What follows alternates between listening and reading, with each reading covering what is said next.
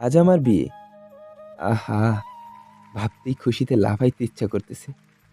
অবশেষে আমিও একজন বিবাহিত। বিয়ে নামক রসগোল্লা খাওয়ার অনেক দিনের শখ। বউকে বাসর ঘরে রেখে বন্ধুদের সাথে আড্ডা দিচ্ছি। বন্ধুদের মাঝে থাকলে কি হবে? মনটা পড়ে আছে বাসর ঘরে। কখন যে বাসর ঘরে যাব? শালারা কিছুতেই ছাড়তেছে না। আমার বন্ধু কিশোর বলে, দোস্ত, বিয়া করছো ভালো করছো, বাসরাতে কিন্তু বিলাই মারাই লাগবে, নাহলে কিন্তু মামা তোমার জীবন তামা তামা।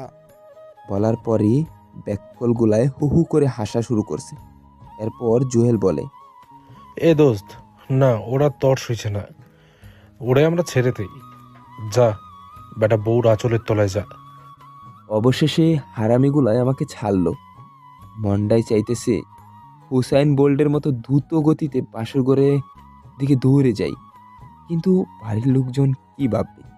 তাই আস্তে আস্তে বাসর ঘরে ঢুকলাম, বিলাই মারার জন্য প্রস্তুত হইয়া। ডুইকা তো চক্ষু চরক গাছ। হায় হায়, বিলাই মারতে আসছি, বিলাই কই? ও তো নাই, গেল কই? রুমের সব জায়গায় খুঁজলাম। খোঁজার পর মুখ ভার করে বিছানার উপর বসলাম। দেখে একটা চিঠি বালিশের উপর। চিঠিটা হাতে নিলাম। পড়ার পর মুখটা আরো কালো হয়ে গেল। বউ পালাইছে।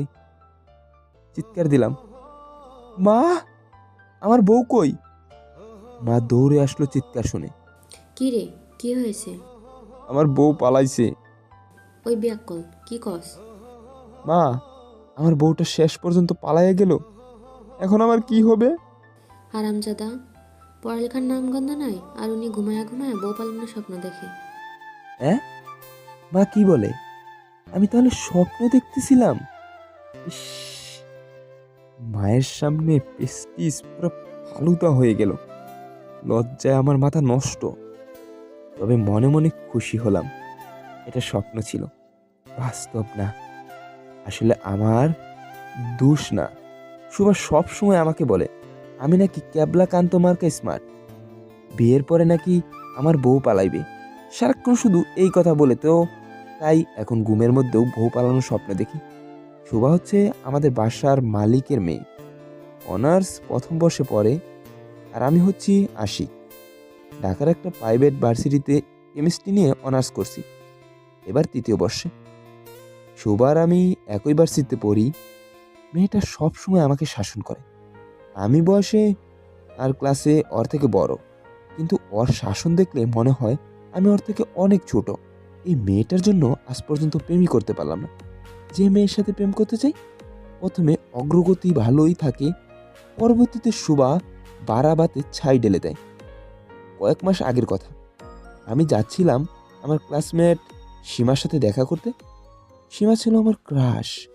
ওরে পটানোর জন্য বহুত দিন ধরে তেল দিতেছি। অবশেষে আজকে আমাকে নিয়ে নিজে থেকেই দেখা করতে ডাকছি। ভাবছি আজকে ওকে প্রপোজ করেই ফেলবো। রেডি হয়ে বের হচ্ছিলাম, হঠাৎ শোভার আগমন। কি রে, কই যাচ্ছিস? প্রেম করতে। তুই করবি প্রেম? তোর মতো টেলিসমাত্রে কে পছন্দ করবে? দেখ, পেস্ট্রিজে আঘাত করবি না। আচ্ছা, দাঁড়া, একটু ওয়েট কর। কেন? আরে দাঁড়াতে বলেছি, আমি যাবো আর আসবো। গেল তো গেল, 10 মিনিট হয়ে গেল আর আসার নাম নেই। অবশেষে সে আসলো, হাতে একটা বাটিতে করে কি যেন আনছে। নে, এটা খেয়ে যা। কি এটা? একটু হালুয়া খেয়ে যা, শুভ কাজের আগে মিষ্টি মুখ করতে হয়। আমি 7-5 না ভেবে খেতে শুরু করলাম। এর মধ্যে সুভা কোথায় যেন গেল। খাওয়া শেষ হতে হতে সুভা চলে আসলো, হাতে একটা জল ভর্তি বদনি নিয়ে। কিরে, গ্লাস না এনে বদনিতে করে পানি আনলি কেন? শোনা, কিছুক্ষণ বাদেই তোমার বদনির দরকার পড়বে। মানে? আহ, মাগো, পেটের মধ্যে কুসলানো শুরু করেছে। নে, বদনিটা হাতে নে। এবার মনে হচ্ছে ওষুধের কাজ শুরু করেছে। মানে? আহ, মানে কিছু না, টয়লেট থেকে ঘুরে আয়, তারপর বলছি। হারামি, পরে পরে বুঝামু, আগে কাজটা কইরে আসি।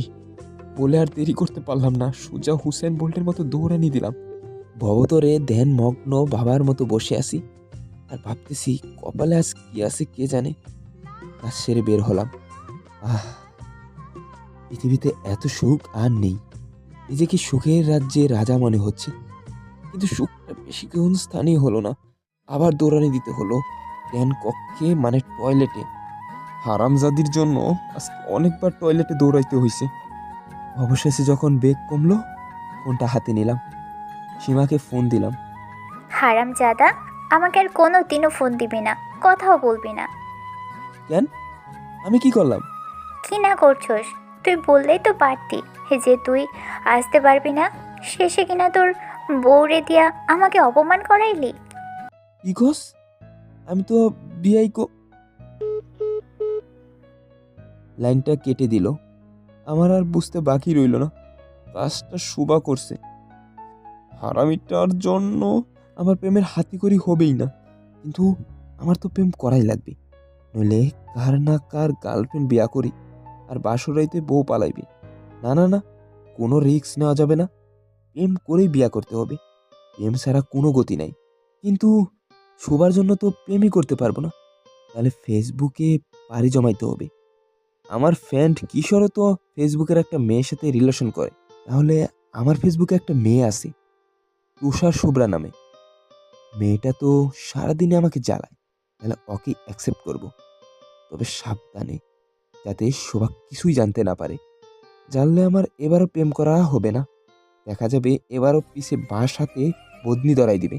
যাই হোক, পুরাই গোপনে চলতে লাগলো আমাদের রিলেশন। নিজেকে সুখী সুখী লাগতেছে, আমিও কিনা প্রেম করতেছি, কিন্তু মেয়েটা কখনোই আমাকে পিক দেয় নাই।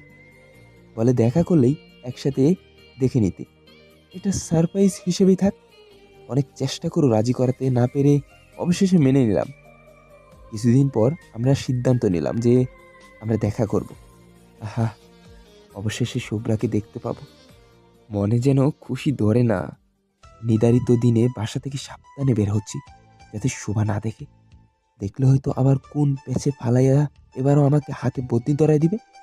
তাই সাবধানে বাসা থেকে বের হয়ে পার্কে গেলাম। গিয়ে দেখি আমার প্রেমের জম শোভা পার্কে বসে আছে। কাইসে রে, মায়া তো দেখি আমার পিছু ছাড়বে না, শেষে কিনা এখানেও চলে আসলো। কিভাবে জানলো যে আমি পার্কে আসবো? না, বিশ্বাস নাই, কোনো উল্টাপাল্টা ঘটনা ঘটাইয়া দিতে পারে। তাই শুভ্রাকে একটা মেসেজ দিলাম, সরি বাবু, আজ মিট করতে পারবো না, দিয়েই বাসায় চলে আসলাম। কিছুক্ষণ পর বাসায় হঠাৎ চেঁচামেচি আওয়াজ।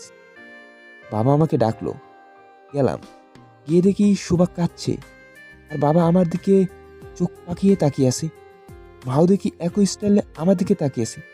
কি আজব, আমি কি চিড়িয়াখানার বাঁদর নাকি যে এভাবে দেখতেছে?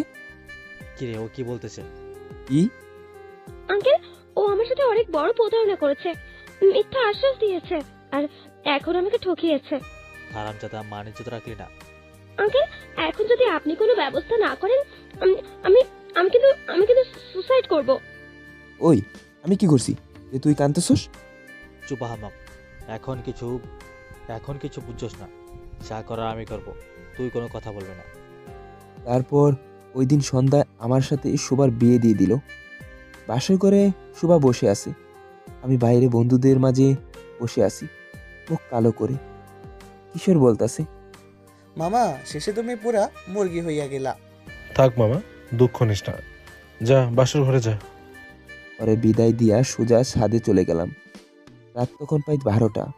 হঠাৎ মেসেঞ্জারের টোন বেজে উঠল। দেখলাম তুষার শুভ্রার মেসেজ। কি রে, বাসর ঘরে আসবি নাকি পালায় যামু? আমি তো পুরাই হা, তার মানে সুবাই তুষার শুভ্রা। তারপর উইরা দৌড়, যদি সত্যি সত্যি বউ পালায় যায়। গিয়া দেখি বউ নাই। হায় হায়, শেষে কিনা স্বপ্নের মতো বউ পালাইলো। চিৎকার দিলাম, মা, আমার বউ পালাইছে। চিৎকার শুনে সুভা দৌড়ে আসলো বারান্দা থেকে, বলল, কি হয়েছে? কি হয়েছে? কি বাচ্চাদের মতো চিল্লাও কেন? সুভাকে দেখে অবশেষে স্বস্তির নিঃশ্বাস ফেললাম। যাক, বউ তাহলে পালায় নাই। সমাপ্ত। তো গল্পটা কেমন লাগলো সবাই কমেন্ট করে জানাবেন, আর আমাদের চ্যানেলের সাথে থাকার জন্য আপনাকে অনেক অনেক অনেক ভালোবাসা।